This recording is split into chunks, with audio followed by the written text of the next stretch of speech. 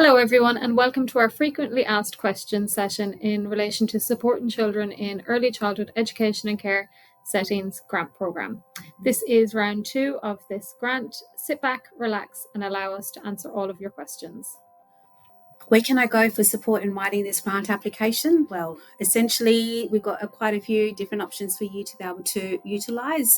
Some of them are your local government authorities. They have people working within their departments that actually specialise in writing grants and funding applications.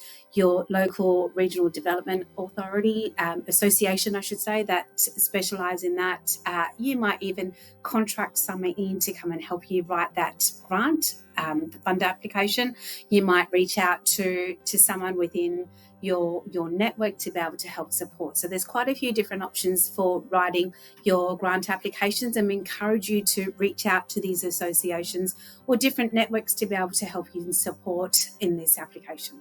And when we think about committees as well, it's nice to be able to tap into some people that may be sitting on your committee. It could be a chair, it may be somebody that has a real forte in writing grant applications and enjoys that process as well. So we always encourage everybody to tap into the support around you to ensure that you're getting the best out of that grant application. So Karen, if I wanted to apply for this grant, where could I find more information? Great question. So essentially all the information can be found on our Child Australia website.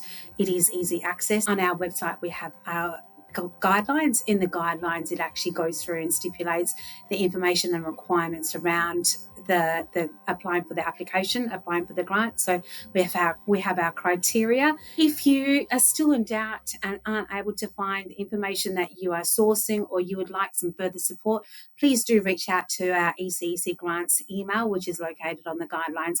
One of our team will be able to support you and answer those queries.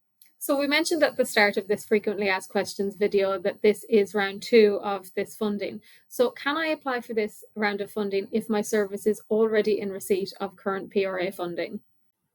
Great question. So applicants who were successful in the first round of funding and have not been able to acquit those funds are eligible to apply for additional grants. However, there's a couple of things to consider here. Preference may be given to applicants who have not yet received funding previously. And also, please be mindful that applicants who are reapplying need to ensure that your grant application is significantly different to those previously submitted.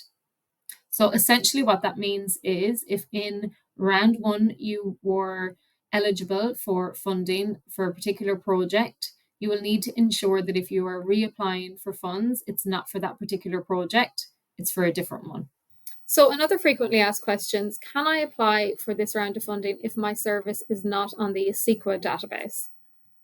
Yes. So essentially we've gone back to our funders again, and this round of funding, it's been agreed to extend the criteria to services approved under the National Law and Child Care Services Act. So across Western Australia, there are about 14 services approved under the Child Care Services Act. So we encourage you to reach out and apply. And again, if you've got any questions, you're not really sure, you can always send an email to our email inbox and one of our team will provide that clarity for you. So Karen, what can I use the funding for if I was to apply? Okay, so the funding can be used for quite a few different aspects to help support you within your day-to-day operations. So first of all, professional development.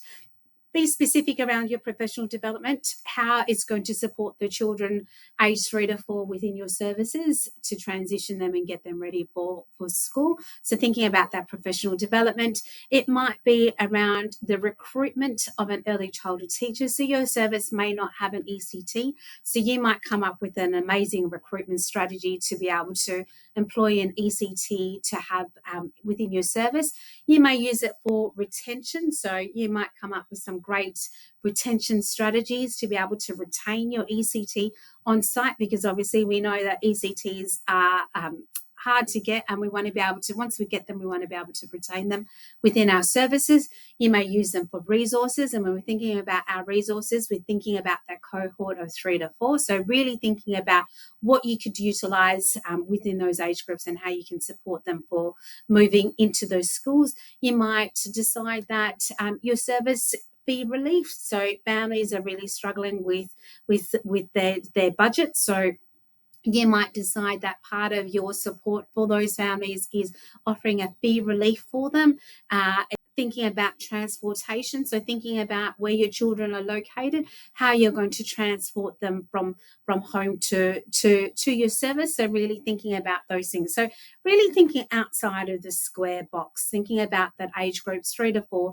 and how you can support them in their day-to-day within your service. And it's really about wanting children to be able to access quality early childhood education and care programs. So if you think about an idea, think, will this actually support access for children in the community to attend your service, and therefore support them with that transition into school? Absolutely. And it's also thinking about, those great programs, how are you going to sustain it post the funding? So if I've come up with this wonderful idea, what am I going to do as a service provider to be able to sustain this? Because we want this to be long-term for the children. So it's not just for a 12-month period or a 6-month period. We want this for long-term. So really thinking about how you can sustain it moving forward. Absolutely. So on the flip side of our last question, what can the funding not be used for?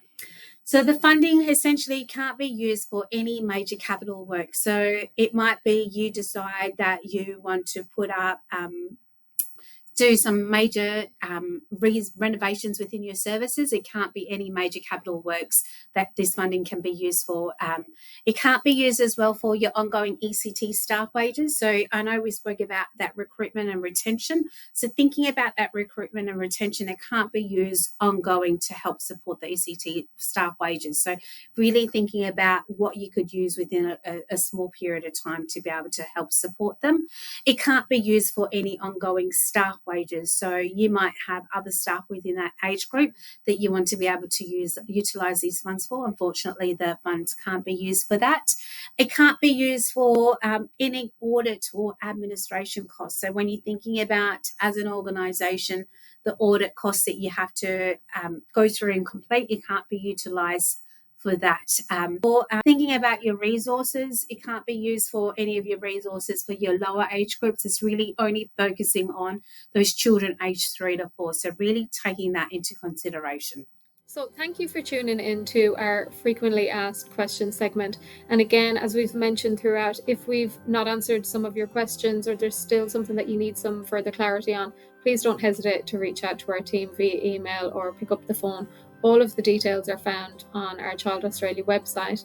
And if you've managed to get this far and watch this video, well, then you've already been able to access our website. So that's a great start. We're more than happy to answer any of your questions and support you to make the best out of this funding as we all can. And again, we encourage you to apply. Reach out, apply. Don't be afraid to apply. We had some great successes in round one, amazing programs that were created for children from a small independent service to a large organisation. So please don't be afraid. Please don't think that you can't apply for this, that this is too hard. We encourage you all to apply, and the more we can apply for and the more we can show Western Australia this is what we want to do, the more we can obviously support our children. So please apply.